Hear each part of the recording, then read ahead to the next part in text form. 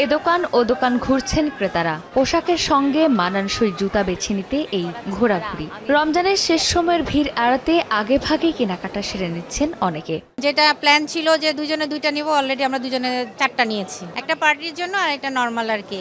এইটা জামা কিনতে আসছি, ড্রেস কিনতে আসছি আর জুতা কিনতে আসছি।